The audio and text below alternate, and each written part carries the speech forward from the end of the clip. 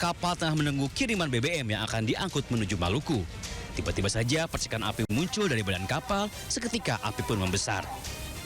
Dibantu masyarakat dan ABK, petugas pemadam kebakaran bahu-membahu menjinakkan api. Beruntung dengan cepat api dikuasai, hingga kerusakan kapal hanya mencapai 30%. Kondisi kapal yang terbakar tidak sampai 100%, mungkin hanya 30%. Tidak korban jiwa dalam kejadian ini, sementara kerugian material ditaksir mencapai 1 miliar rupiah. Dari Probolinggo, Jawa Timur, Hana Purwadi, iNews melaporkan.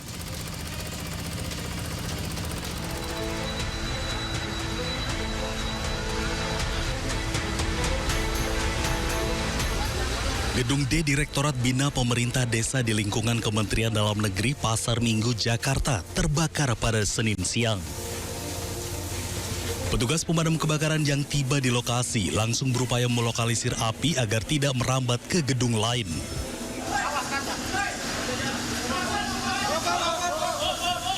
Namun posisi gedung yang tertutup membuat petugas sempat kesulitan hingga akhirnya kaca-kaca yang berada di gedung tersebut dipecahkan untuk memudahkan pemadaman.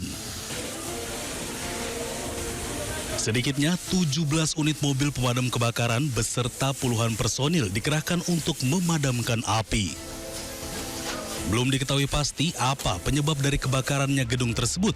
Diduga api muncul dari lantai dasar hingga menimbulkan kepanikan para karyawan. Kebakaran ini sempat membuat kepanikan. Karyawan yang melihat asap tebal langsung berusaha selamatkan diri keluar gedung. Meski tak ada korban jiwa dalam insiden kejadian ini, sejumlah karyawan disebut alami sesak nafas. Dari Jakarta, Rizky Falufi, iNews melaporkan.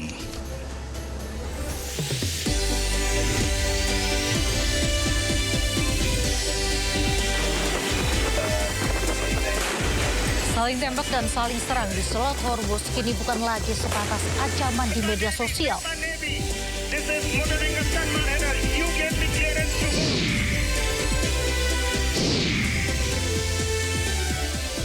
Yusuf Kala bertemu para tokoh perdamaian Poso dan Maluku membahas video ceramahnya yang menuai polemik.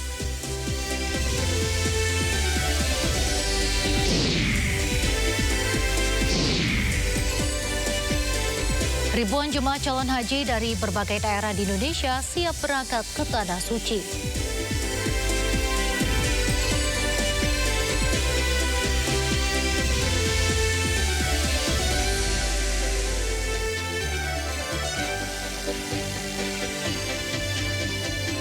Halo pemirsa, konflik di Timur Tengah terasa sampai dapur rumah. Harga LPG terus merangkak naik, rakyat semakin tercekik. Di sejumlah daerah, warga bahkan harus merogoh kocek 2 kali lipat demi mendapat 1 tabung gas melon. Ketika pemerintah menyebut ini efek kenaikan harga pasar global, publik mulai bertanya sampai kapan kondisi ini akan bertahan. Bersama saya Reza Nadia, Anda menyaksikan Sindo Sore. Pemirsa, hari ini aksi demo menuju kantor DPRD Kalimantan Timur Samarinda digelar. Seorang konten kreator Asrinda Basri membagikan pengalamannya turun ke jalan bersama warga melakukan unjuk rasa. Kita hari ini dengerin suara rakyat beli kursi pijat.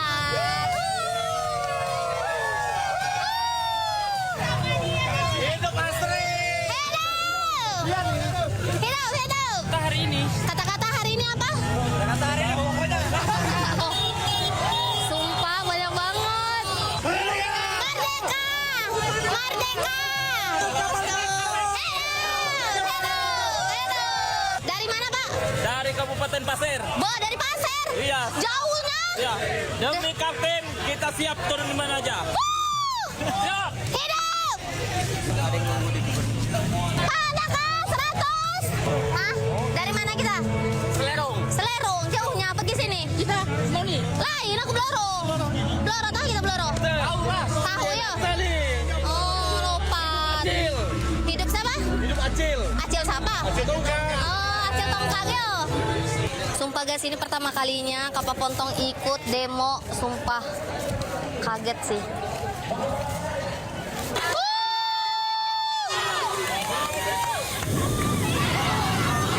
Apa ini kita dikasih es sama dapat apa? Iko, es lilin. Es lilin sama roti ya. Makasih Bunda. Please ya. Aksi demo 21 April terjadi di gedung DPRD Kalimantan Timur, Samarinda. Gelombang aksi diikuti ribuan mahasiswa dan elemen masyarakat. Seperti inilah kedatangan massa yang diperkirakan sekitar 7.000 orang yang datang ke gedung DPRD Kalimantan Timur pada hari ini. Mereka turun ke jalan memberikan tuntutan kepada pemerintah daerah dan legislatif. Massa mendesak dilakukan audit menyeluruh terhadap seluruh kebijakan pemerintah Provinsi Kalimantan Timur dan meminta penghentian praktik kolusi dan nepotisme yang diduga masih terjadi.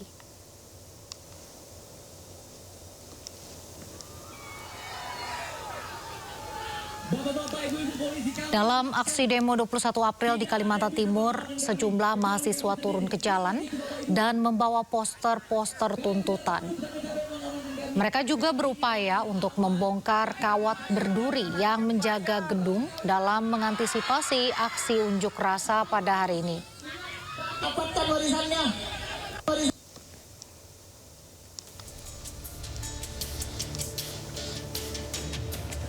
Dan pemirsa, selain menyampaikan tuntutannya, sejumlah massa aksi juga berupaya untuk menurunkan baliho yang dipasang di depan gedung DPRD Kalimantan Timur. Mereka memanjat papan baliho dan merobek, serta menurunkan baliho yang berisi foto ucapan selamat Hari Raya dari pejabat legislatif.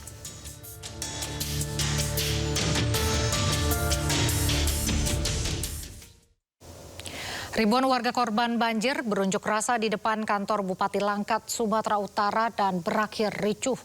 Massa dan petugas terlibat saling dorong hingga pagar kantor Bupati roboh.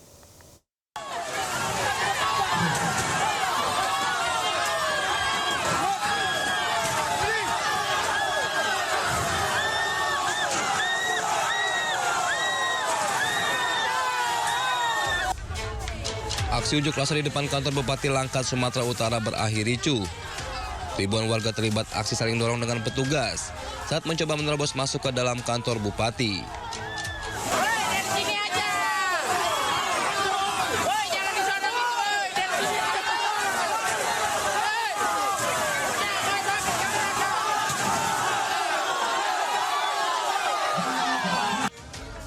Petugas pun kewalahan. Massa akhirnya berhasil merangsek masuk ke gedung Pemkat Langkat.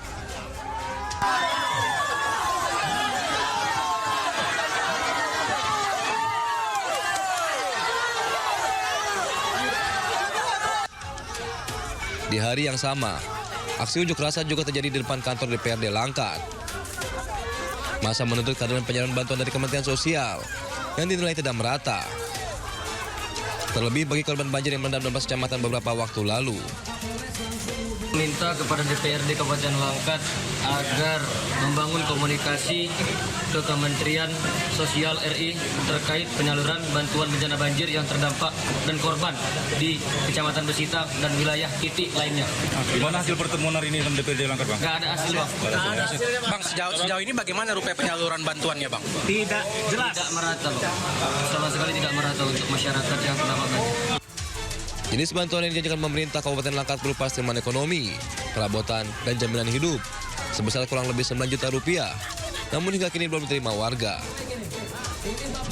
Dari Langkat, Sumatera Utara, Erwin Syahputra Nasution, iNews melaporkan. Informasi berikutnya, pemirsa, viral kendaraan travel ugal-ugalan di ruas jalan tol Padalenyi di kawasan Buah Batu, Kota Bandung. Aksi sopir travel tersebut terekam kamera ponsel pengendara lain.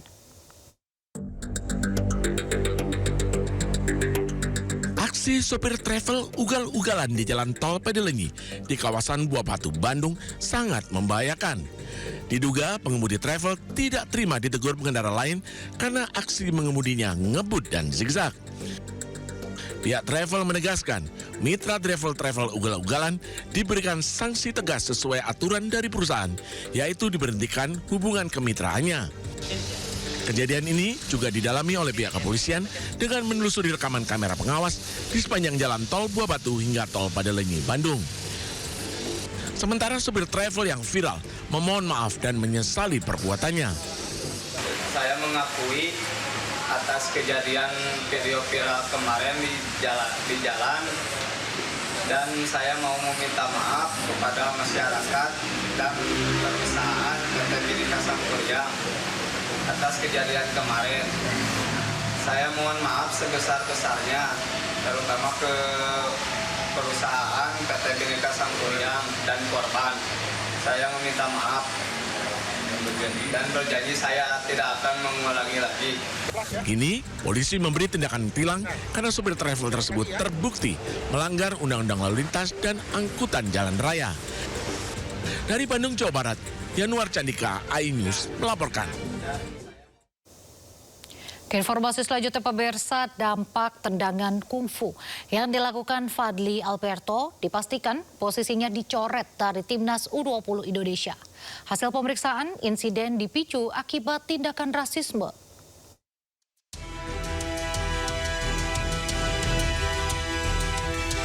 Insiden tendangan kungfu ini dilakukan pemain muda Bayangkara FC Fadly Alberto dalam laga Elite Pro Academy EPA hari Minggu. Aksi ini langsung menjadi sorotan karena dinilai mencoreng sportivitas dalam sepak bola usia muda.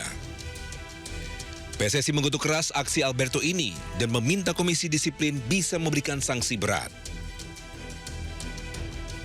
Ketua Umum sangat mengutuk keras atas insiden ini dan meminta saya untuk segera berkoordinasi dan menyampaikan laporan kepada Komdis, dan Ketua Umum juga berharap Komdis untuk memberikan sanksi yang seberat-beratnya terhadap siapapun yang terlibat dalam insiden ini. Sementara itu, Chief Operating Officer atau CEO Bayangkara FC sekaligus Ketua Badan Tim Nasional Sumarji meminta maaf atas insiden ini. Sumarji menyebut insiden dipicu akibat Alberto terpancing emosi dari tindakan rasisme yang datang dari arah bangku cadangan lawan. Meski ada dugaan provokasi rasisme, Sumarji menegaskan bahwa tindakan kekerasan tetap tak bisa dibenarkan. Saya selaku Ketua Badan Timnas minta maaf, selaku mewakili klub Bayangkara Presisi Lampung FC saya juga minta maaf. Sekali lagi ini sesuatu yang tidak terpikir oleh kita dan kejadian yang menurut saya betul-betul sangat mengecewakan, dan kembali lagi bahwa yang kami harapkan adalah jangan terjadi juga rasis-rasis seperti ini yang pada akhirnya akan merugikan kita semuanya. Pasca insiden melalui media sosial pribadinya, Fadly Alberto meminta maaf atas tindakannya tersebut.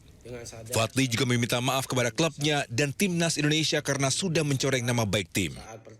Saya memohon maaf dan menyesal atas perbuatan bodoh saya saat pertandingan melawan Dewa United Banten FC U20. Saya siap menerima sanksi yang setimpal atas tindakan saya dan saya berjanji tidak akan mengulangi tindakan tersebut. Kini nasib Alberto berada di tangan Komdis untuk menentukan sanksi lanjutan. Fadly Alberto merupakan Wonder Kids yang tampil gemilang saat membela Timnas U17. Bahkan ia sempat mencetak gol saat skuad Garuda Asia berhasil mengalahkan Honduras 2-1 dalam ajang Piala Dunia U17 November 2005 lalu. Terdakwa perkara ujaran kebencian kepada suku Sunda, Muhammad Adimas Firdaus alias Resbob, membacakan nota pembelaan atau pledoi di Pengadilan Negeri Bandung. Resbob sebelumnya dituntut 2 tahun 6 bulan penjara oleh Jaksa Penuntut Umum.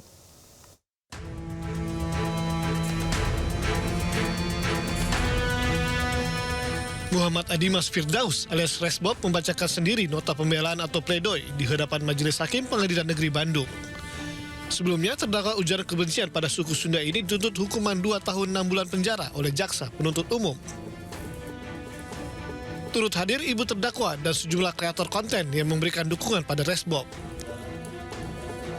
Usai sidang, Resbob berharap hakim bisa mengambil angka yang adil karena masa depannya yang masih panjang. Hakim adalah wakil Tuhan di dunia. Saya hanya berharap dan supaya majelis hakim itu bisa mempertimbangkan dan mengadilkan saya seadil-adilnya, juga seringan-ringannya. Masa depan saya masih panjang, saya ingin masih mempunyai masa depan yang cerah, saya masih muda dan saya tetap ingin melanjutkan kuliah saya. Sementara itu, kuasa hukum terdakwa menyatakan ada 2 alasan pokok yang tidak terbukti, yakni tidak memenuhi unsur mens rea atau kesengajaan menyebarkan kebencian. Ucapan kata-kata kebencian itu tidak terbukti bahwa ditujukan untuk membangunkan rasa permusuhan. Yang kedua, yang paling pokok adalah bahwa tidak terbukti dan tidak pernah dipertanyakan di persidangan mengenai ada tidaknya kekerasan terhadap orang ataupun barang akibat dari pernyataan permusuhan tersebut. Sidang akan dilanjutkan pada hari Kamis 30 April mendatang dengan agenda pembacaan vonis oleh hakim. Dari Bandung, Jawa Barat, Yanuar Sandika, iNews melaporkan. Wakil Presiden ke-10 dan ke-12 Republik Indonesia Yusuf Kala hari ini bertemu para tokoh perundingan damai dalam konflik Poso dan Maluku, membahas video ceramah di Masjid UGM yang menuai polemik. Pertemuan dihadiri para tokoh dan pelaku sejarah perundingan damai Malino I untuk Poso dan Malino II untuk Maluku. Selain itu hadir pula sejumlah perwakilan dari Kementerian Agama. Dalam pertemuan ini, JK memberi penjelasan agar tak ada kekeliruan dan salah persepsi terkait ceramah yang ia sampaikan di UGM beberapa waktu lalu. JK menegaskan ceramahnya merupakan permintaan dari pihak UGM untuk bicara tentang proses perdamaian. Ya, kesimpulannya apa disampaikan tadi, bahwa apa yang saya katakan itu benar semua. Mereka mengaku lebih hebat lagi daripada keadaan, lebih susah lagi. Jadi apa yang saya sampaikan, ya keadaan pada waktu itu. Yang semua tadi malah menangis bahwa kalau saya tidak selesaikan, bayangkan mereka. Nah itu pembicaraan tadi. Dan semua sepakat bahwa ini harus dilawan semua yang ngomong macam-macam tuh.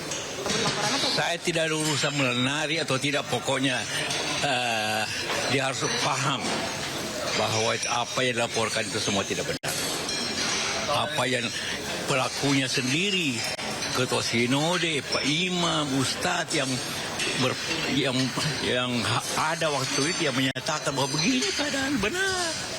Ya mereka tadi para tokoh agama itu diharapkan untuk mensosialisasikan, tentu lewat Anda semua media semua, untuk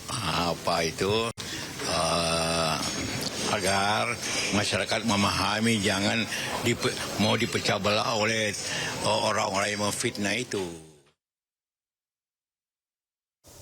Kemarin Aliansi Profesi Advokat Maluku melaporkan aktivis media sosial Ade Armando dan Permadi Arya. Keduanya dilaporkan atas dugaan tindak pidana penghasutan, penistaan agama, dan ujaran kebencian. Laporan bermula dari beredarnya potongan video ceramah mantan Wakil Presiden ke-10 dan 12 Yusuf Kala yang membahas konflik komunal di Ambon dan Poso. Ade Armando dan Permadi Arya diduga menyebarkan potongan video tersebut melalui akun media sosial disertai narasi yang dinilai provokatif dan menyesatkan. Akibat postingan tersebut, kolom komentar di 2 akun tersebut dipenuhi hinaan dan menyerang kehormatan pribadi Yusuf Kala.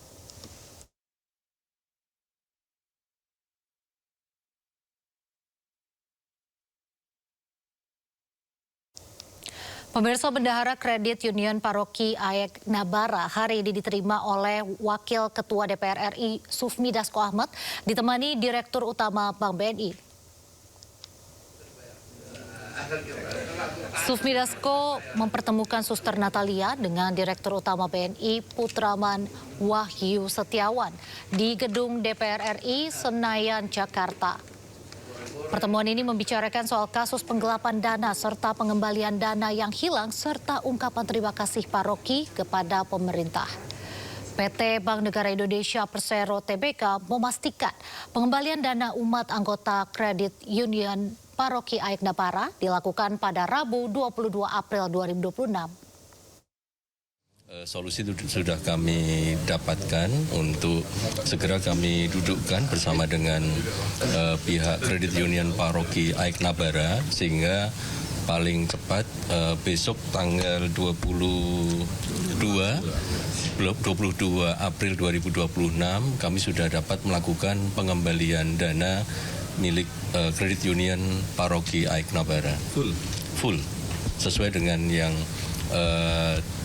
disampaikan oleh pihak CU Paroki AIK Nabara. Terima kasih untuk semua tim media kami. Yang pertama kami mengucapkan terima kasih kepada Bapak Presiden dan semua jajaran pemerintahan yang sudah memberikan atensi yang sangat besar kepada umat Paroki AIK Nabara yang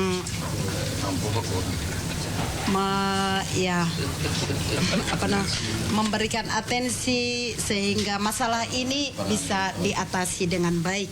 Terima kasih juga untuk Bapak Dasko yang sudah menerima kami hadir di tempat ini pada siang ini.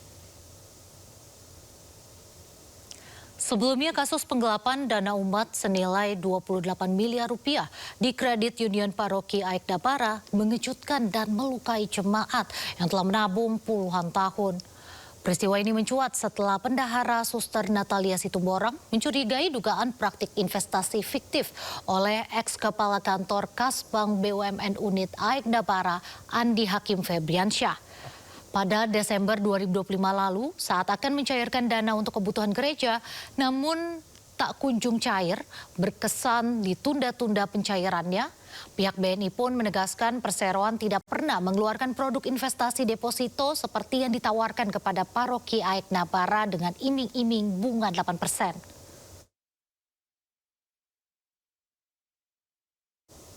Pemirsa, Universitas Negeri Jakarta tahun ini kembali menjadi lokasi salah satu pelaksanaan ujian tulis berbasis komputer atau UTBK 2026. Jumlah peserta tahun ini mencapai 35.000 orang. Menteri Pendidikan Tinggi, Sains dan Teknologi atau Mendikti-Saintek, Brian Yuliarto meninjau langsung peserta di hari pertama pelaksanaan ujian tulis berbasis komputer dalam seleksi nasional berbasis tes atau UTBK SNBT 2026. Mendikti-Saintek menyemangati para peserta dan berharap peserta bisa mengerjakan ujian dengan jujur dan melakukan yang terbaik. Jumlah peserta UTBK di UNJ mencapai 35.000 peserta.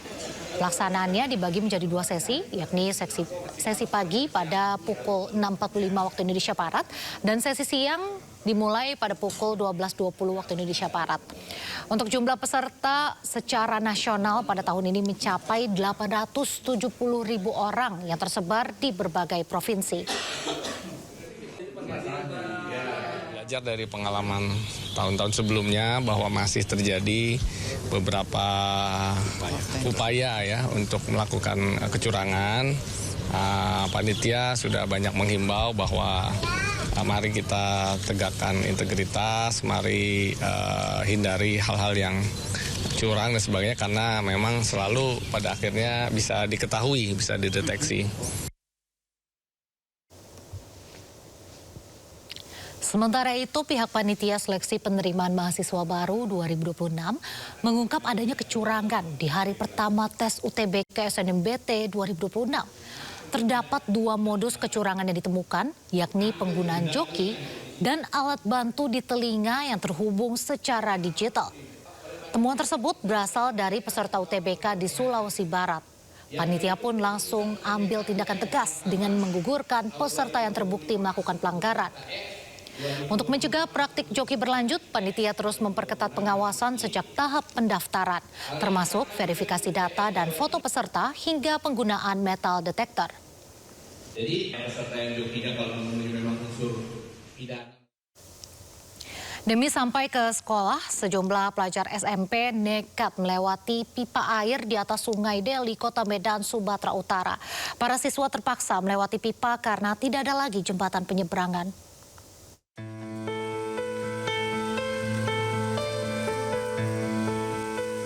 Beginilah keseharian sejumlah pelajar SMP yang melintasi pipa air di atas Sungai Deli, Kota Medan, Sumatera Utara. Perlahan-lahan, para siswa melewati pipa PDAM itu yang di bawahnya mengalir Sungai Deli yang cukup lebar. Dulunya di lokasi itu ada jembatan yang menghubungkan gang perbatasan Jalan Brigjen Katamso, Kecamatan Medan Maimun dengan Kecamatan Medan Polonia. Namun, kini jembatan yang merupakan bekas rel kereta api itu sudah tak tersisa. Iya jauh kalau motor, tapi kalau dari sini dekat. Biasanya kalau nggak lewat sini, kayak mana caranya ke rumah? Naik angkot kah atau apa? Jalan kaki gitu? Biasa sisihin uang naik angkot, biar lebih dekat pulang. Lebih cepat gitu ya? Lebih cepat. Pergi sekolah juga lewat sini? Enggak, pergi sekolah kok diantar. Pulangnya aja? Iya, pulang aja. Terus? Biar apa? Penghematan atau gimana? Biar hemat duit. Para siswa diketahui memang sering melintasi pipa air saat akan pergi dan pulang sekolah. Warga sekitar juga melakukan hal yang sama. Sudah berkali-kali dilarang, namun tetap nekat melintas.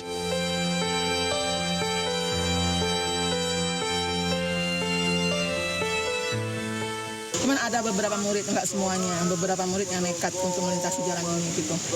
Mungkin ya karena mungkin nggak ada ongkos atau gimana, atau mereka dikasih ongkos untuk angkot tapi tidak dimanfaatkan.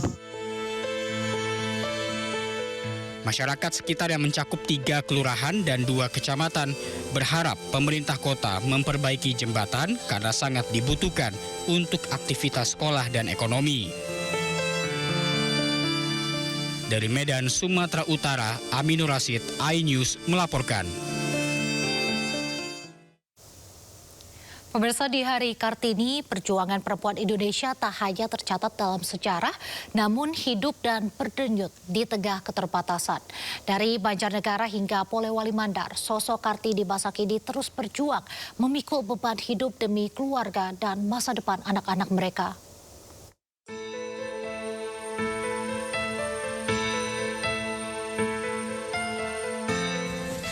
Terik matahari tidak menyurutkan langkah perempuan di desa Panggisari, Banjarnegara, Jawa Tengah. Dengan pikulan di bahu, mereka memindahkan batu bata satu persatu dari area pembakaran ke bak truk. Pekerjaan berat yang selama ini identik dengan kaum pria kini menjadi rutinitas harian mereka. Dalam sehari ribuan hingga puluhan ribu bata mampu diangkut oleh ibu-ibu ini. Namun setiap bata hanya dihargai Rp20. Meski lelah dan risiko kesehatan mengintai, mereka tetap bertahan demi dapur yang harus tetap ngebul dan juga keluarga yang harus terus hidup. Sementara semangat serupa juga terpancar dari Polewali Mandar, Sulawesi Barat. Di sebuah gubuk berukuran 2 x 5 meter, Hermi Nengsi, ibu tunggal 3 anak, menjalani hari-harinya dalam keterbatasan. Kayu lapuk menjadi dinding, kasur rusak menjadi tempat tidur. Dalam ruangan sempit, ibu dan anak hidup berdesakan setiap hari. Untuk bertahan hidup, Hermis memungut kelapa jatuh. Sehari hanya 5 buah kelapa yang terkumpul. Hasilnya dijual setiap 2 minggu, sebanyak 100 hingga 200 ribu rupiah saja. 2 kisah ini menjadi potret nyata Kartini masa kini. Perempuan yang tak menunggu perubahan namun menciptakan dengan tangan mereka sendiri. Semangat Kartini hidup dalam lelah mereka dan juga harapan mereka yang tidak pernah padam. Dari Banjarnegara dan Polewali Mandar, Nurdin Fauzi, Huzair Zainal, iNews melaporkan. Hari Kartini dirayakan seluruh perempuan Indonesia dengan beragam cara, seperti 6 peselancar perempuan difabel di Badung, Bali yang berselancar mengenakan kebaya.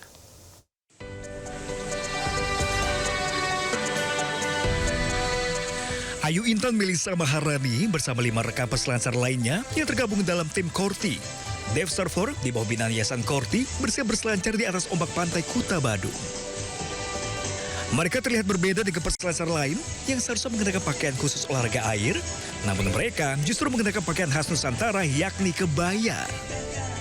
Berselancar mengenakan kebaya adalah salah satu bentuk ekspresi menghormati tokoh pahlawan perempuan Indonesia Raden Ajeng Kartini. Yang lebih membuat kagum, 6 peselancar perempuan ini adalah penyandang disabilitas tunawicara. Mereka berkesempatan mengikuti Kartini Go Surf sebagai ajang ekspresi dan kesetaraan. Ayu,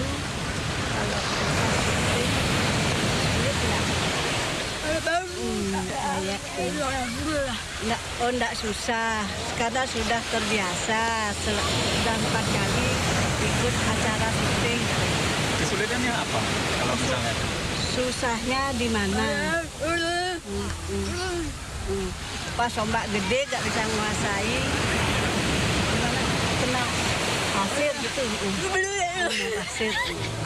Caranya meriah, seru, antusiasme para peserta juga luar biasa sekali. Apalagi kita juga ada para peserta difabel, peserta tuli. Saya lihat juga mereka semangatnya luar biasa. Kesulitannya biasanya kan kita pakai baju yang khusus untuk surfing, baju berenang yang didesain khusus. Tapi kali ini pasti kayak kebayanya lepas atau terhempas ombak. Tapi itu tantangannya sih Kak. Jadi setiap kayuhan kita itu selalu ada semangat dalam diri kita. Ayo, next ombak pasti bisa. Kartini Go Surf juga diikuti oleh belasan peselancar perempuan Bali lainnya. Berselancar dengan busana khas ini menarik komunitas fotografer untuk mengabadikan aksi mereka yang hanya digelar setahun sekali. Dari Badung, Bali, Indra Ari, iNews melaporkan. Aksi tak terpuji dilakukan sejumlah siswa di salah satu SMA di Purwakarta.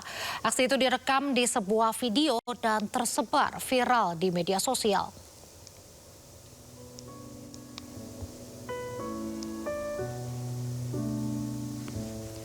Beginilah aksi sejumlah siswa yang tak sopan terhadap seorang guru wanita di kelas. Ketika berbalik badan, murid-murid itu terkesan meledek guru yang tak melihat tingkah laku mereka. Video beredar luas di media sosial dan menjadi perhatian serta mengecewakan masyarakat.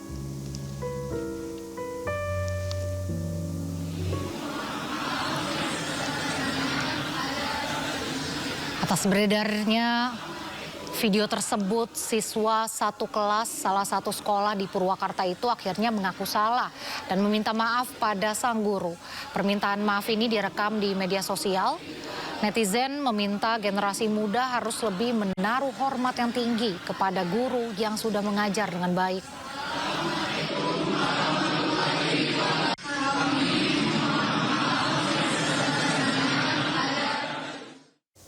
Sementara itu, Syamsiah, guru yang menjadi objek ledekan sejumlah muridnya, mengaku sudah memaafkan semuanya. Meski mendapat perlakuan tidak pantas, Syamsiah meyakini murid-muridnya akan berubah lebih baik. Sudah sangat memaafkan, bahkan mendoakan. Dan di saat itu pun anak-anak menangis dengan kesalahannya, karena kewajiban saya selaku guru wajib memaafkan anak didik agar menjadi generasi yang berakhlak, menjadi generasi yang menyadari kesalahan dari kekeliruannya, ya, karena ini adalah salah melangkah. Dan yang kemudian juga saya juga berharap anak itu selamat dunia akhirat dan sukses dunia akhirat sekalipun dia melakukan kesalahan besar. Karena kami ini lembaga pendidikan. Tapi Bu, sebelumnya kan banyak kasus-kasus yang tadi diceritakan yang melaporkan orang tua melaporkan gurunya. Ini justru sebaliknya, Ibu tidak akan berencana melaporkan? Tidak akan pernah, karena punya niat bahwa saya ingin merubah anak didik menjadi orang yang berakhlak tinggi, yang selamat dunia akhirat. Itu yang ada di mindset saya. Dan ingin merubah sikap anak berperilaku baik. Karena yang salah tidak selamanya salah anak itu, yang nakal tidak selamanya nakal, dan teledor pun tidak selamanya. Kenaikan harga LPG non-subsidi dikeluhkan banyak masyarakat. Informasi selengkapnya usai jeda, tetaplah di Sindo Sore.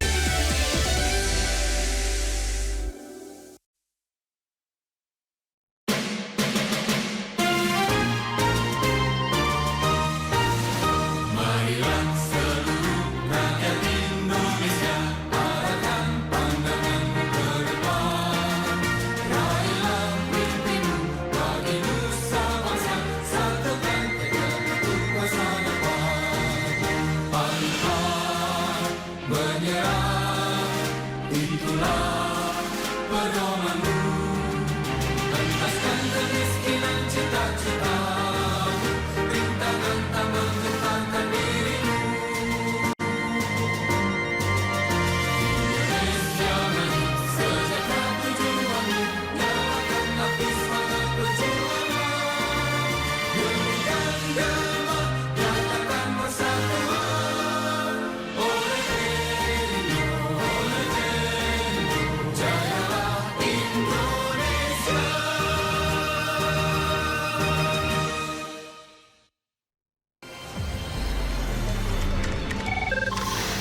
sumber dari berbagai sumber berita aktual.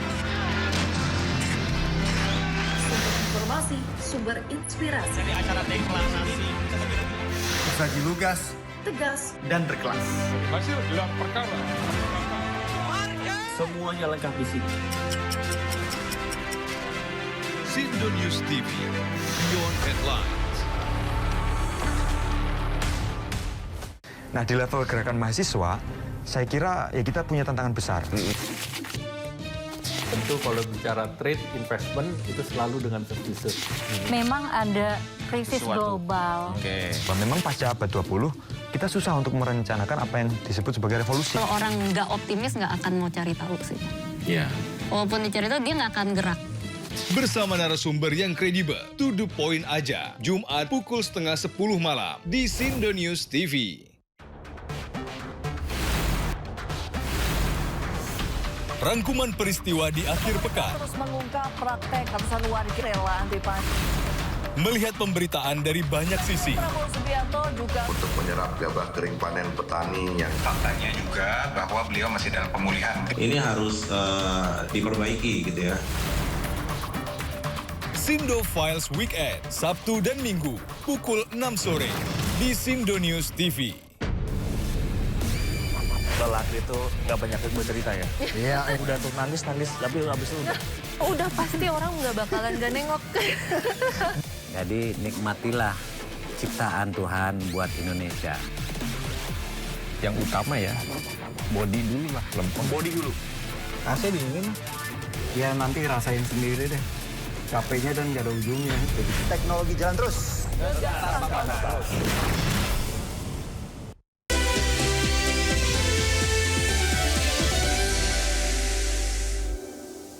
Terima kasih masih di Sindo Sore. Pemirsa, harga LPG 12 kg naik. Ternyata berdampak pada stok dan harga LPG 3 kg. Di Jember, Jawa Timur, LPG melon sulit didapatkan dan harganya meroket hingga Rp30.000 per tabung. Sambil membawa tabung gas 3 kg, ratusan ibu-ibu antusias antre di pasar murah LPG subsidi di kantor Kecamatan Kencong, Jember, Jawa Timur. Warga yang didominasi ibu-ibu ini rela berdiri lama demi mendapatkan LPG 3 kg seharga Rp18.000 per tabung. Harga itu lebih murah ketimbang harga LPG 3 kilo yang meroket hingga Rp30.000 di toko kelontong. Menurut warga, LPG melon juga sulit didapatkan belakangan ini. 30, ada yang 25. Sulit dah carinya, Pak? Sulit. Harga mahal tapi nggak dapat. Iya, mulai kemarin susah gas, Pak. Pasar murah LPG digelar Pertamina Patraniaga Jawa Timur Balinus. Puluhan ribu LPG subsidi digelontorkan ke pasar dengan harga di bawah pasaran. Sementara itu, kenaikan harga LPG 12 kg juga sempat membuat LPG non-subsidi itu sulit didapatkan. Di Surabaya, Jawa Timur, sejumlah pangkalan gas tidak disuplai LPG 12 kg selama 2 pekan terakhir. Tabung-tabung gas 12 kilo kosong dan menumpuk. Diduga beberapa agen sengaja menahan barang sampai ada keputusan resmi harga baru LPG 12 kg. Terus ini sudah ada hampir 2 minggu, barangnya kosong, sampai sekarang belum ada pengiriman. Katanya masih nunggu dari pabrik, bilang gitu. Pengelola pangkalan gas mengakui kenaikan harga LPG 12 kg membuat permintaan gas LPG 3 kg meningkat drastis. Tim Liputan iNews melaporkan. Sementara itu di Depok, Jawa Barat, harga LPG 12 kg di tingkat eceran menembus Rp258.000 per tabung atau melonjak hampir Rp50.000 dari sebelumnya. Begitu pula dengan LPG 5,5 kg yang menembus Rp135.000 dari sebelumnya Rp110.000. Datang berapa banyak? Para pelanggan mengaku kaget luar biasa dengan kenaikan LPG 12 kg yang sangat signifikan. Para ibu mengeluh dan protes kepada agen karena kenaikan harga di tingkat konsumen jauh melebihi kenaikan yang diumumkan Pertamina. Sebelumnya, per 18 April kemarin, Pertamina mengumumkan kenaikan harga LPG 12 kg menjadi Rp228.000, naik Rp36.000 dari sebelumnya. Harga LPG meroket membuat omset pedagang LPG menurun drastis.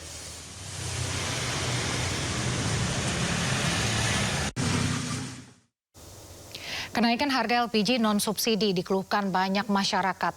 Menurut pemerintah, kenaikan harga tersebut bukan tanpa alasan, melainkan mengikuti kenaikan harga pasar dunia.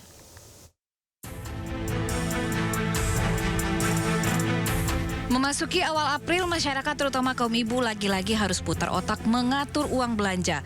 Mulai 18 April kemarin, Pertamina Patraniaga menaikkan harga LPG di seluruh Indonesia.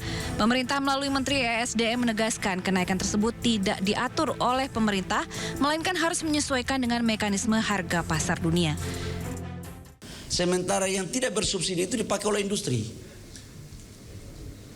restoran, hotel.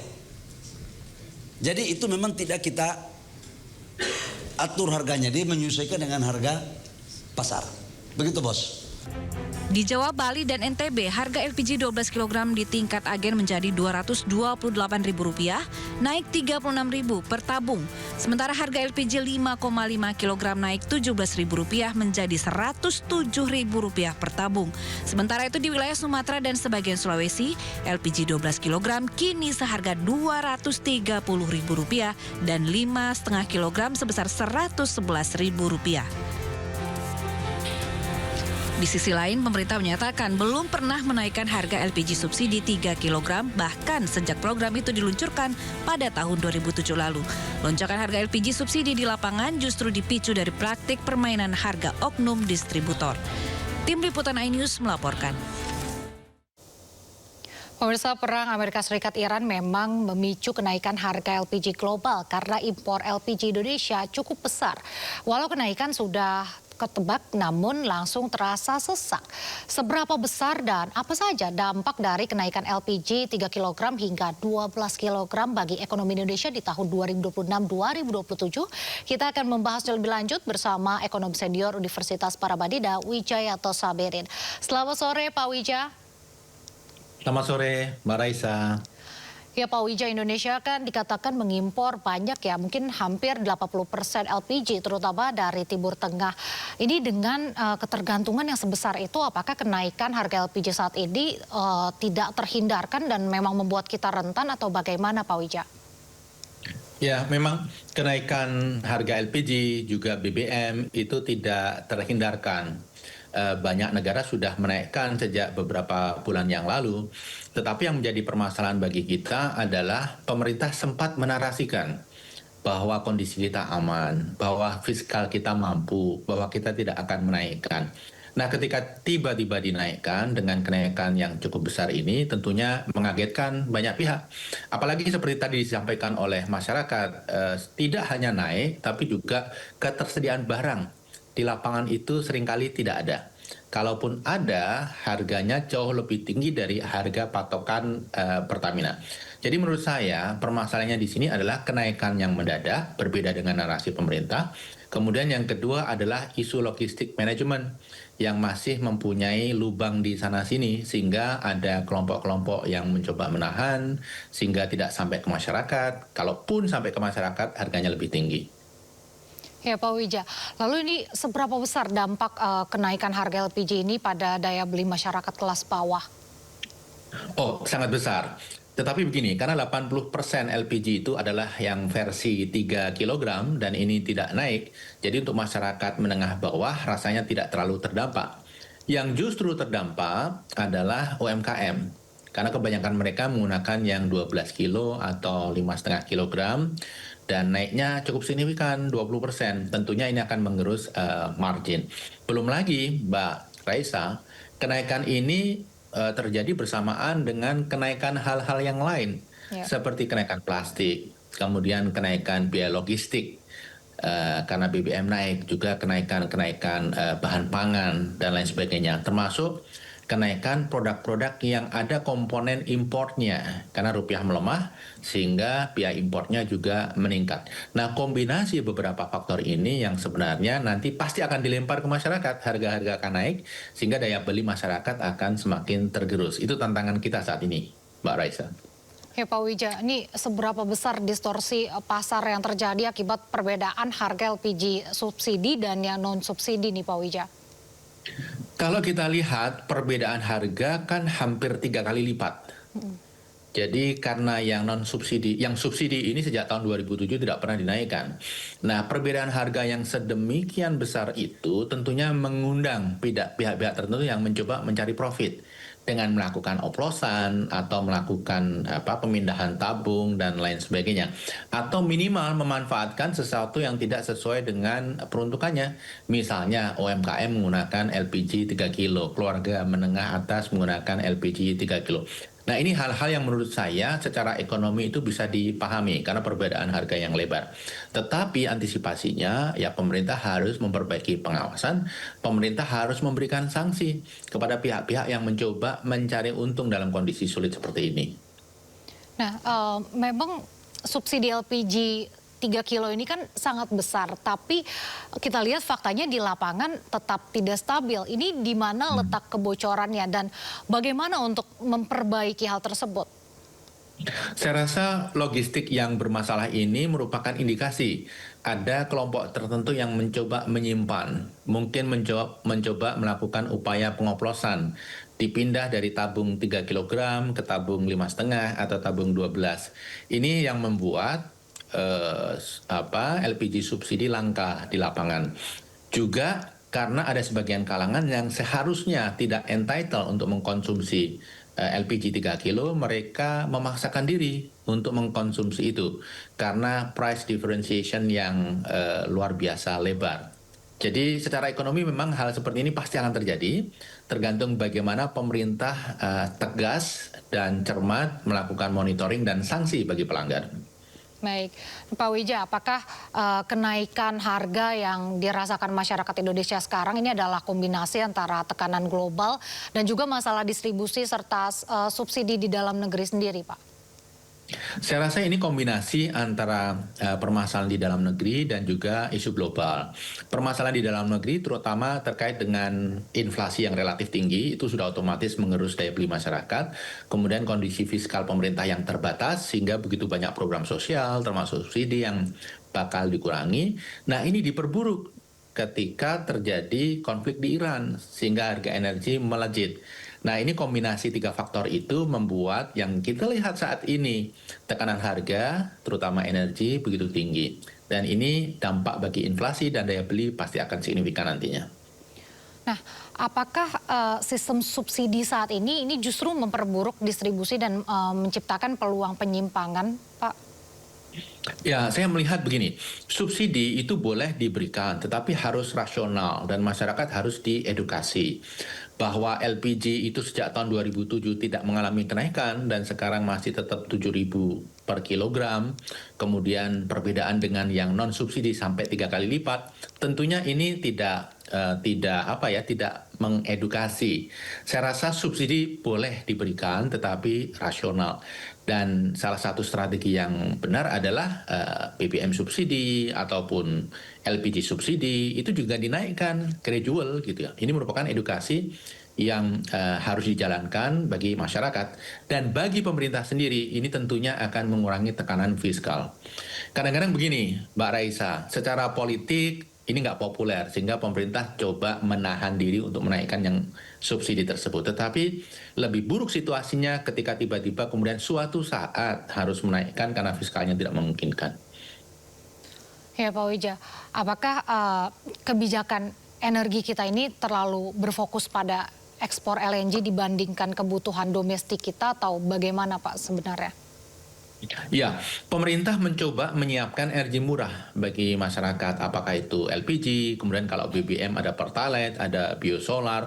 Tapi sebenarnya ini merupakan edukasi yang buruk bagi masyarakat untuk tidak menggunakan public transportation. Bagi masyarakat, bagi pemerintah sendiri tidak untuk kemudian mengembangkan renewable energy. Karena ada alternatif yang murah, renewable energy yang lebih mahal tentunya nggak populer. Padahal alternatif murah itu karena subsidi. Sehingga menurut saya kenaikan harga energi ini sebuah momentum bagi pemerintah untuk mengembangkan secara serius renewable energy ini. Karena secara fiskal ini pasti ada batasnya. Sehingga terus-menerus mempertahankan LPG di harga 7.000 per kilogram, kemudian Pertalite 10.000 per liter, biosolar 6.800 per liter, itu bukan sesuatu yang rasional dan realistis. Pak Wija, apakah diversifikasi impor energi misalnya ke Amerika dan Rusia dengan situasi sekarang ini bisa menjadi solusi untuk kita? Ya, kalau kita cermati data yang sesungguhnya, kira-kira 31% oil kita, minyak kita itu dari negara Teluk dan lewat Hormuz, 31%. Ini yang direct yang kita impor sebagai crude maupun yang indirect yang kita impor melalui negara ketiga dalam bentuk refined oil, tetapi minyak mentahnya dari Teluk, itu 31%. Kalau LPG situasinya lebih riskan lagi karena 40% dari negara Teluk, khususnya Uni Emirat dan Qatar. Jadi memang kita harus melakukan diversifikasi. Pertama, sumber energinya kalau bisa renewable dikembangkan. Yang kedua, kalaupun kita berbicara minyak dan LPG, importnya harus didiversify dari negara-negara lain, jangan terlalu fokus ke negara Teluk. Nah, tadi Mbak Raisa menyebutkan Rusia, menyebutkan Amerika, ini alternatif yang bagus. Walaupun kalau dari sisi logistik cost ini pasti akan lebih mahal karena biaya angkut tinggi akibat jarak. Dan kalau untuk Rusia, selain jarak juga ketersediaan kapal. Ketika terjadi shortage kapal karena begitu banyak kapal yang tertahan di Hormuz, demand-nya tinggi, supply-nya terbatas, maka harga sewa kapalnya akan naik. Jadi faktor-faktor ini juga perlu dipertimbangkan, selain tentunya waktu tempuh yang jauh lebih lama. Baik, Pak Wija dan juga pemirsa, ini Menteri Energi dan Sumber Daya Mineral atau SDM Bahlil Lahadalia menyebut kenaikan harga LPG maupun BBM non-subsidi tidak diatur oleh pemerintah. Meski demikian, Bahlil memastikan kenaikan tersebut hanya sementara mengingat tingginya harga di tingkat global. Nah, khusus untuk LPG yang disubsidi, stok kita di atas standar minimum nasional dan harganya tidak ada kenaikan.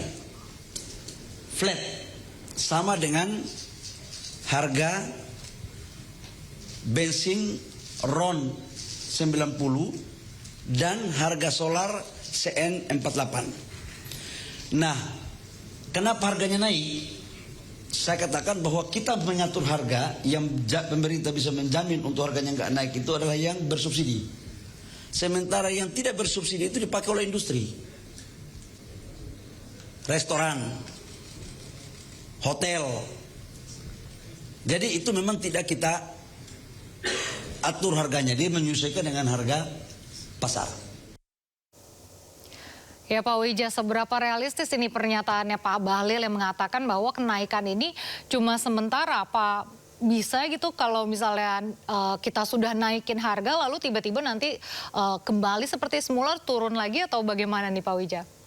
Ya, kalau yang non-subsidi harga naik turun mengikuti pasar itu sesuatu yang normal di banyak negara dan juga di Indonesia sesungguhnya. Tetapi menurut saya pemerintah mempunyai asumsi yang ternyata tidak terbukti. Kenapa pemerintah tidak segera menaikkan ketika harga global naik? Saya rasa pemerintah memprediksi bahwa konflik di Iran ini akan segera berakhir, kemudian harga BBM kembali ke harga normal, 70-75 US dollar per barrel. Itu dia kenapa tidak dinaikkan. Nah, tapi ternyata fakta di lapangan, konflik Iran ini akan berkepanjangan. Karena negosiasi, ceasefire, dan lain sebagainya itu ternyata stuck. Dan harga minyak dunia, prediksi saya untuk Brent itu akan stay di 95 hingga 100 US dollar per barrel.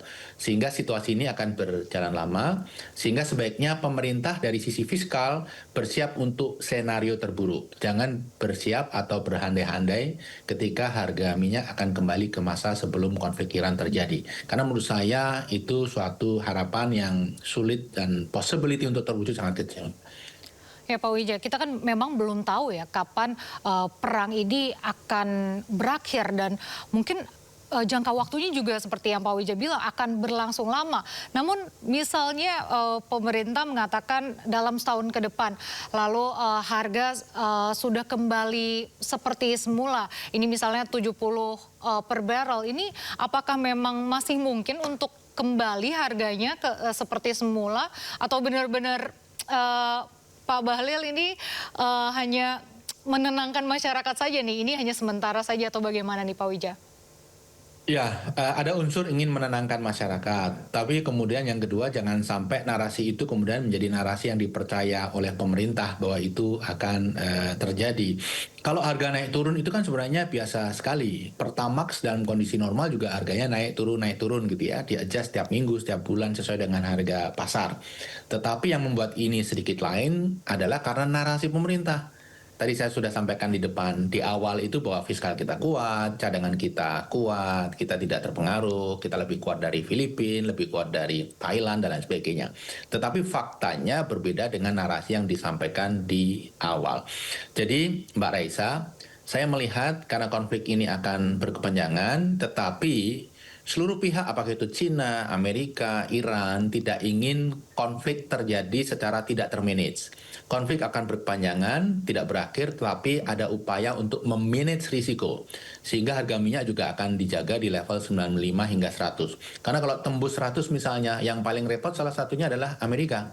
Karena mereka tidak mengenal subsidi BBM, begitu harga minyak dunia naik, harga di level retail, di level masyarakat juga akan naik. Ini bisa mengundang keguncangan politik dan sosial di Amerika Serikat, sehingga pasti ini dijaga. Ya, Pak Wija dan juga pemirsa. Sementara itu, Bahlil Lahadalia juga mengatakan pihaknya terus berkomunikasi intens dengan Iran terkait kapal Pertamina yang tertahan di Selat Hormuz. Bahlil meminta doa agar semuanya berjalan dengan baik. Kita terus melakukan komunikasi intens dengan pihak dari Iran. Kolaborasi SDM dengan Kemenlu itu juga kita lakukan terus. Doain ya, karena tidak semuanya harus kita sampaikan kepada publik. Ini bicara geopolitik dalam kondisi kayak begini, ya boleh kita terbuka, tapi jangan terlalu banyak terbuka lah, nanti malu juga kita ya. Operator kapalnya katanya ini orang India ya Pak? Saya tidak tahu ya, berarti saya harus jadi direktur operasional perusahaan itu, harus saya tahu.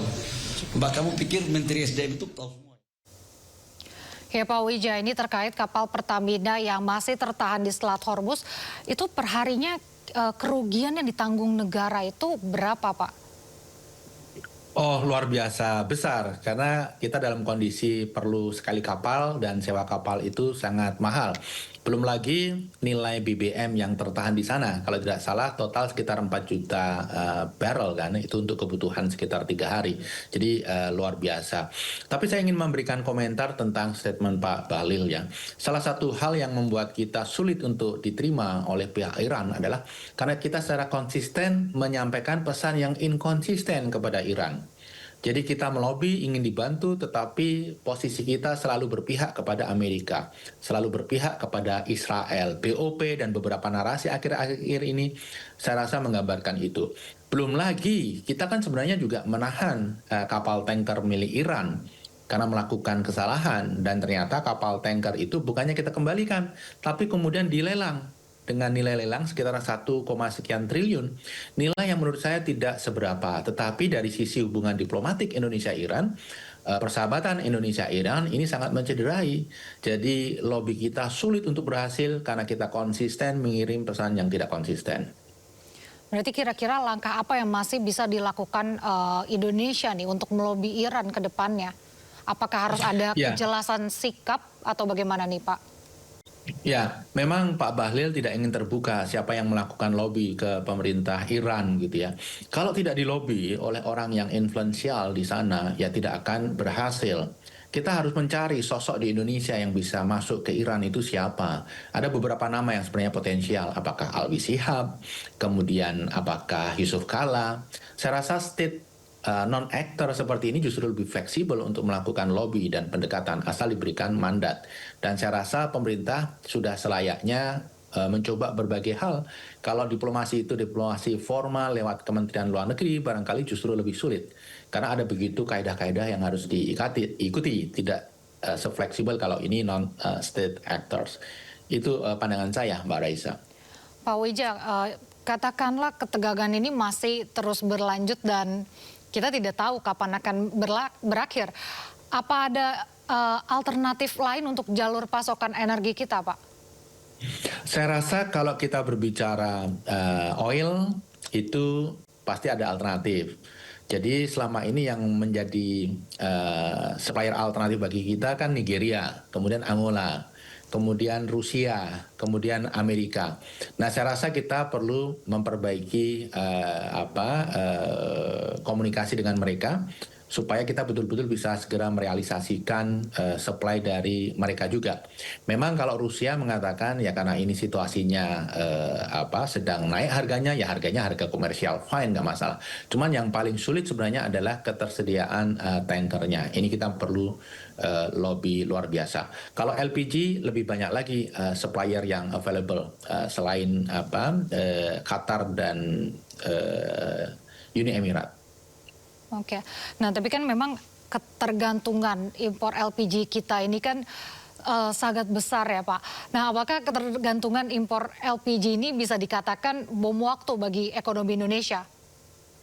Ya, memang kita harus melakukan diversifikasi sumber energi. Terkait BBM, kemudian terkait LPG, sebenarnya salah satu strategi yang bisa dilakukan pemerintah adalah konversi ke listrik. Kemudian sumber listrik itu menggunakan sumber-sumber yang kita punya banyak sekali. Apakah batu bara, kemudian renewable energy, solar, geothermal, dan lain sebagainya. Jadi salah satu keharusan yang harus kita lakukan adalah transisi energi. Kita kembangkan energi-energi di mana kita punya cadangan, energi-energi di mana itu juga renewable. Jadi apakah CPO, solar, kemudian hydro, kemudian geothermal, coal, itu kita bisa memenuhi. Kemudian yang tidak kalah penting adalah ya konversi ke public transportation. Kemudian kalau bisa ya konversi ke EV, electric vehicle. Kalau untuk LPG ya konversi ke kompor induksi. Beberapa negara seperti Singapura, Malaysia itu kompor induksi sudah sangat populer. Jadi mereka menggunakan listrik untuk memasak. Saya rasa next step-nya adalah kita migrasi dari LPG ke kompor induksi. Baik, terima kasih Pak Wijayanto Saberin atas waktunya dan terima kasih juga telah berbagi bersama kami di Sindo Sore. Salam sehat selalu Pak. Terima kasih Mbak Raisa, salam sehat. Pemirsa, Barreskrim Polri berhasil mengungkap tindak pidana penyalahgunaan BBM dan gas LPG bersubsidi di 223 titik lokasi se-Indonesia.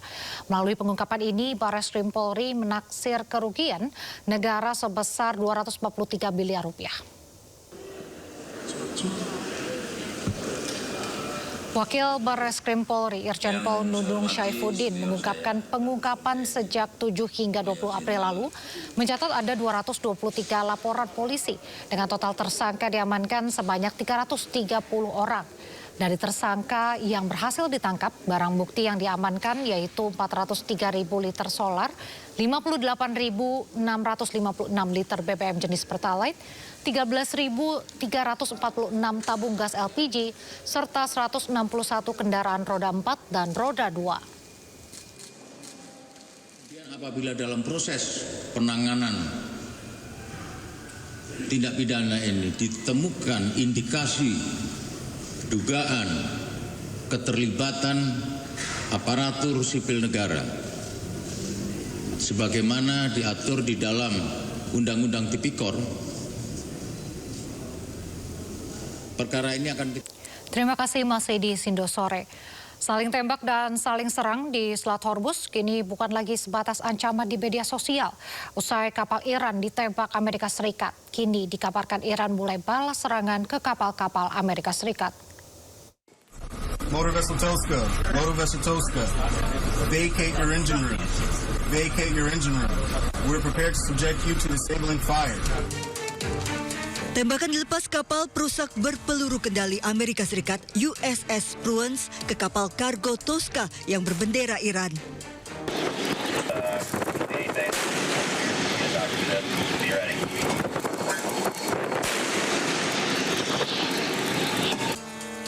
Kapal dicegat dan dilumpuhkan di Selat Oman usai berlayar dari Cina menuju Iran.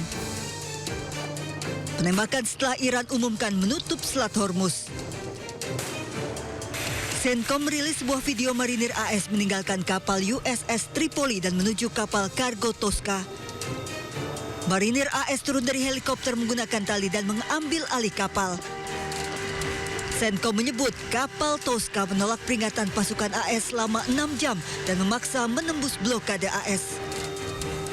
Konflik pun makin memanas, Iran mengancam membalas serangan Amerika. Tak sekedar ancaman, dikutip dari kantor berita Anadolu, Iran melancarkan serangan drone pada hari Minggu menyasar sejumlah kapal kargo milik Amerika sebagai balasan atas penembakan kapal Iran. Sepa Navy.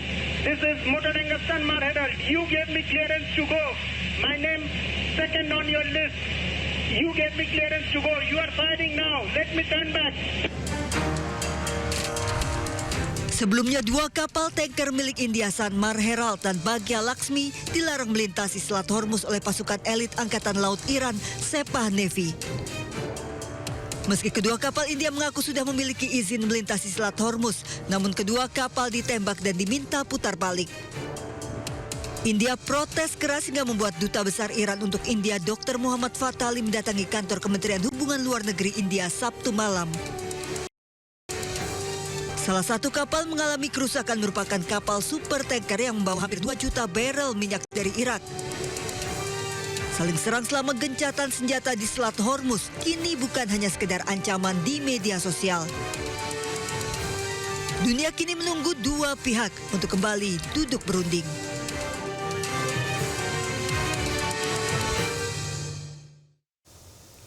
Amerika Serikat mengeluarkan video detik-detik saat pasukannya mengambil alih kapal kargo milik Iran.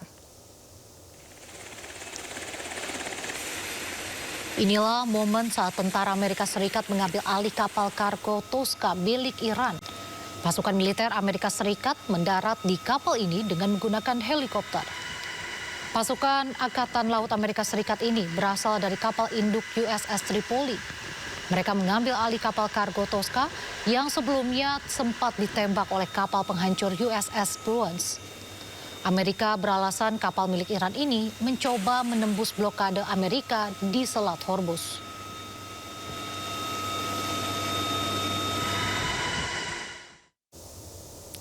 Televisi pemerintah Iran menayangkan rekaman yang menunjukkan kapal kargo dan kapal tanker minyak terhenti di Selat Hormuz. Kapal kargo raksasa dan kapal tanker minyak yang berhenti total, sementara perahu-perahu kecil bergerak di selat tersebut.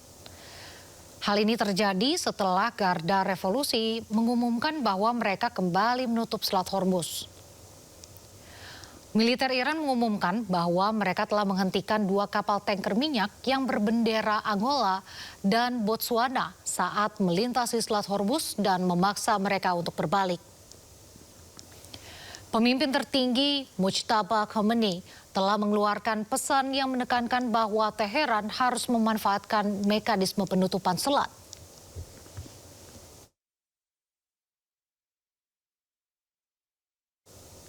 Pasca serangan ke kapal Tosca, Iran kini memantau gerakan militer Amerika Serikat. Iran menduga Amerika Israel tengah menyiapkan serangan kejutan.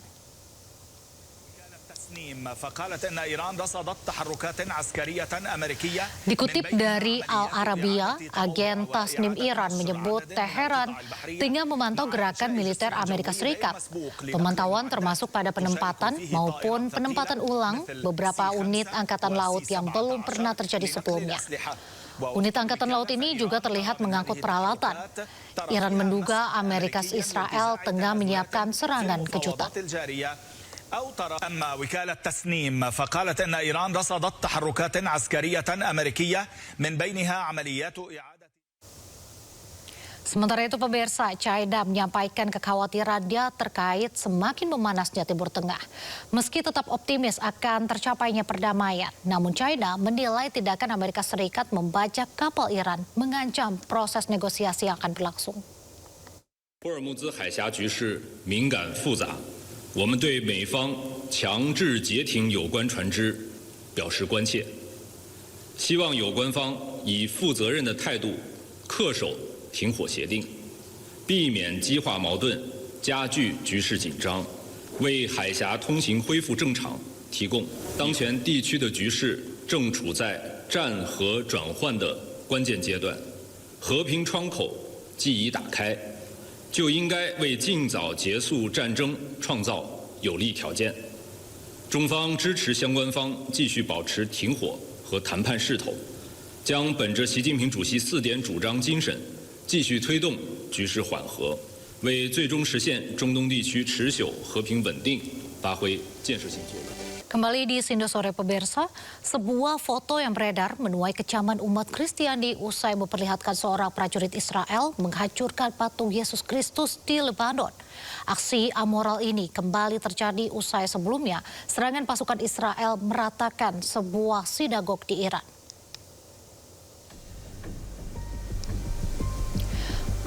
Foto ini menunjukkan seorang prajurit Zionis Israel menghancurkan patung Yesus Kristus dengan sebuah palu godam. Bagian kepala patung Yesus ini pun hancur lebur usai menjadi sasaran pukulan. IDF mengkonfirmasi kejadian ini terjadi di Lebanon saat negara Zionis ini melancarkan agresinya. Foto ini pun viral di media sosial dan menuai kecaman umat Kristiani di berbagai belahan dunia.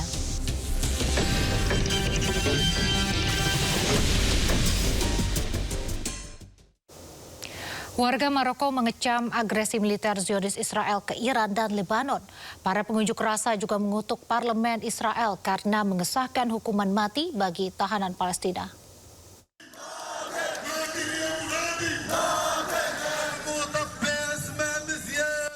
Ribuan orang berkumpul di Rabat, Maroko untuk menggalang dukungan bagi Palestina, mengutuk Israel dan mengacam agresi militer Israel AS ke Iran dan Lebanon. Para pengunjuk rasa juga mengutuk parlemen Israel karena menyetujui undang-undang baru yang mengizinkan hukuman mati bagi tahanan Palestina.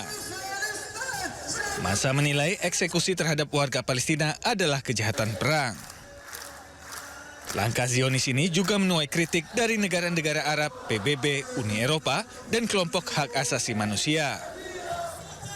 Mohamed Nabil Ben Abdallah, Sekretaris Jenderal Partai Kemajuan dan Sosialisme, mengatakan rakyat Maroko menolak aksi genosida dan apartheid terhadap warga Palestina. والتقتيل والتجويع الممارس من قبل الكيان الصهيوني في حق الشعب الفلسطيني، لكن أيضا رفضنا لما يحدث بجنوب لبنان من خلال حرب إبادة جديدة إزاء الشعب اللبناني، وما يحدث بإيران من خلال العدوان الأمريكي الصهيوني على إيران. رسالة لجميع الأمة العربية الأحرار العالم نقول لهم انتفضوا من أجل فلسطين، انتفضوا من أجل الأقصى، انتفضوا من أجل المسرى، انتفضوا من أجل الأسرى. فالأسرى يعانون وغزة تعاني، أطفالها شبابها شيبها، وصمتنا صراحة عيب وكل العيب. Aksi protes ini berlangsung di tengah gencatan senjata yang terjadi antara Amerika Serikat dan Iran, serta Israel dan Lebanon.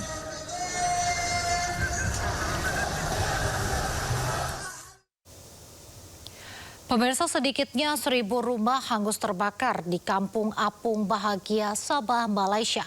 Sekitar 9.000 warga kehilangan tempat tinggal.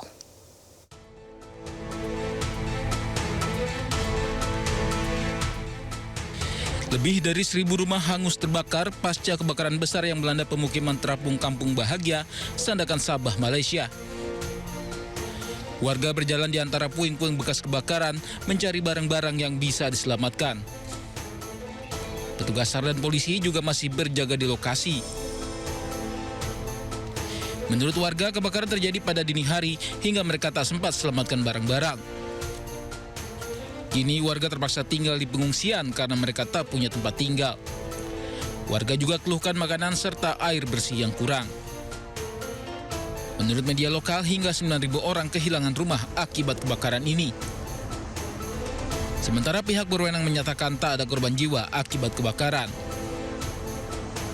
Api berhasil dipadamkan setelah hampir 10 jam upaya pemadaman. Sementara penyebab kebakaran masih dalam penyelidikan.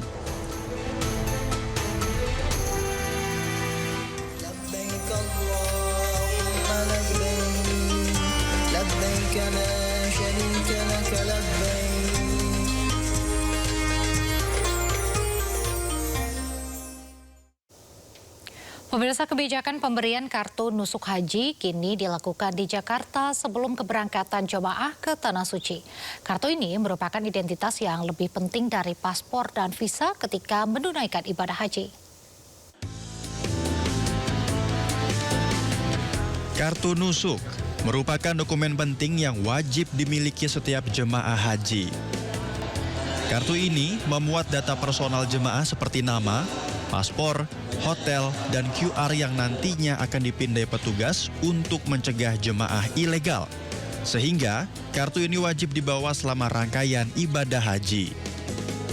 Melalui kartu ini, jemaah dapat mengakses kawasan suci Mina, Arafah, dan Musdalifah.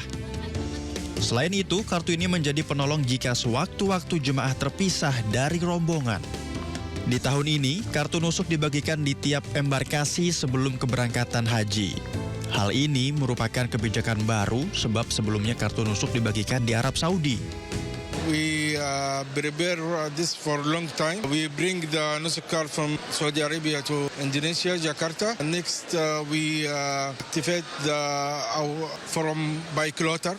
And after that, after activate by Kloter, everyone with passport, we make sure the same name, same passport. And after that, we activate it by application in Saudi Arabia. Jika jemaah menghilangkan kartu nusuk, jemaah dapat melapor ke petugas atau menghubungi Unified Call Center di nomor 1966. Ribuan jemaah calon haji mulai tiba di asrama haji di sejumlah daerah. Wajah-wajah bahagia jemaah mempersiapkan keberangkatan mereka ke Tanah Suci untuk beribadah haji sekitar 1 bulan.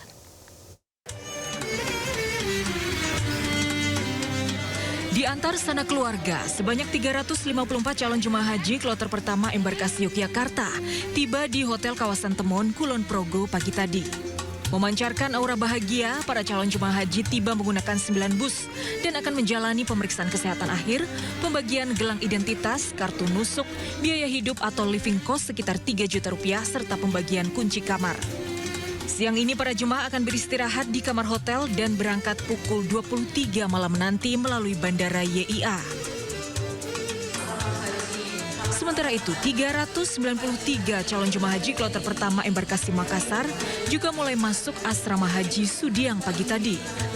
Calon jemaah haji asal Sopeng dan Makassar rencananya diterbangkan Rabu dini hari besok melalui Bandara Sultan Hasanuddin. Selama di asrama haji Sudiang, calon jemaah haji akan mengikuti pemeriksaan kesehatan akhir hingga pembagian paspor dan kartu nusuk serta uang saku. Kalau orang tua 15 tahun, kalau saya 10 tahun. Alhamdulillah karena ada lagi pendamping, makanya diurus ya bisa bersamaan dengan keluarga. Tahun ini, embarkasi Makassar akan memberangkatkan sebanyak 16.750 jemaah, terbagi dalam 43 kelompok terbang dari 8 provinsi di kawasan timur Indonesia. Dalam penyelenggaraan ibadah haji tahun ini, kartu nusuk calon jemaah haji sudah dibagikan di asrama haji. Kementerian Haji juga menerapkan sistem Mekah Road, yaitu proses pemeriksaan imigrasi Arab Saudi yang dilakukan langsung di Bandara Sultan Hasanuddin Makassar. Tim Liputan iNews melaporkan. Di tengah perang Timur Tengah, 118 hotel di Madinah, Arab Saudi siap menyambut kedatangan jemaah haji kloter pertama. Selain penginapan, menu makanan Nusantara juga disiapkan untuk konsumsi para jemaah. Dan berikut laporan jurnalis iNews Eti Juwitasari dari Madinah, Arab Saudi. Sejumlah persiapan dilakukan untuk menyambut kedatangan jemaah haji di Madinah, Arab Saudi. Rencananya kloter 1 jemaah haji akan tiba pada 22 April 2026 mendatang. Persiapan meliputi akomodasi atau hotel, tempat jamaah haji menginap, dan juga konsumsi. Sebanyak 118 hotel disiapkan untuk menampung 103.000 jemaah haji kloter pertama di Madinah, Arab Saudi. Hotel dibagi pada 3 wilayah, yaitu Syamalia, Korbia, dan Jenubia. Nantinya hotel tersebut akan dikelola oleh 5 sektor. Selain hotel, catering untuk jemaah haji juga menyatakan sudah siap menyajikan makanan untuk para jemaah haji. Nantinya jemaah haji akan mendapatkan 27 kali makan, yaitu 3 kali sehari dengan perkiraan tinggal 9 hari di Madinah, Arab Saudi. Mengenai cita rasa, para jemaah haji tidak perlu khawatir karena semuanya merupakan menu Nusantara dengan bumbu yang didatangkan langsung dari Indonesia. Salah satu menu unggulan dalam musim haji kali ini adalah tempe. Bahan makanan khas Nusantara ini rencananya akan menjadi menu rutin bagi para jamaah haji yang dijadwalkan akan dibuat 5 kali dalam sepekan. Dari Madinah, Arab Saudi, Eti Tasari melaporkan. Pelaksanaan ibadah haji tahun 2026 terjadi di tengah memanasnya situasi di Timur Tengah. Wakil Menteri Haji dan Umroh mengatakan Arab Saudi menjamin pelaksanaan ibadah haji tahun ini dapat berjalan dengan baik.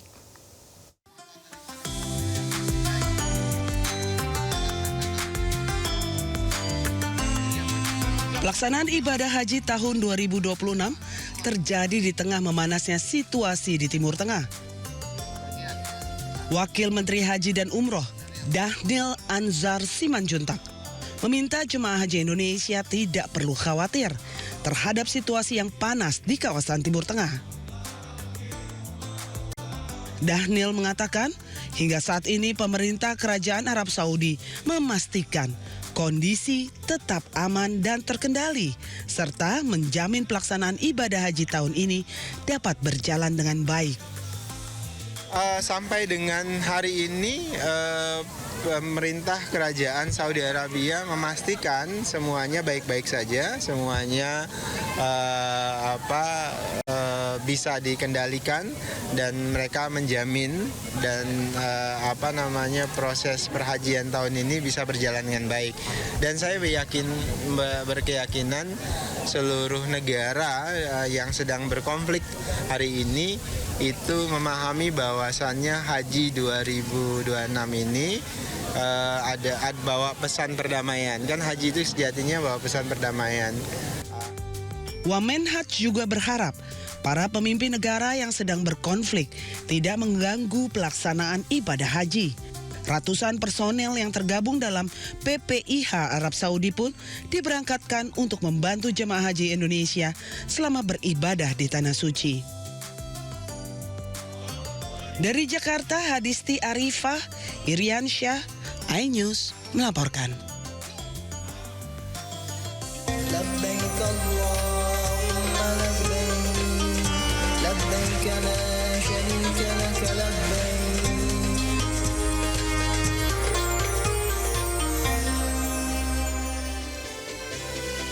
Informasi tadi menutup Sindo sore hari ini. Anda bisa mendapat informasi terkini dan terbaru di kanal YouTube Sindo News dan di sindonews.com. Saya Raisa Nadia, mewakili tim redaksi yang bertugas. Pamit undur diri. Terima kasih dan sampai jumpa.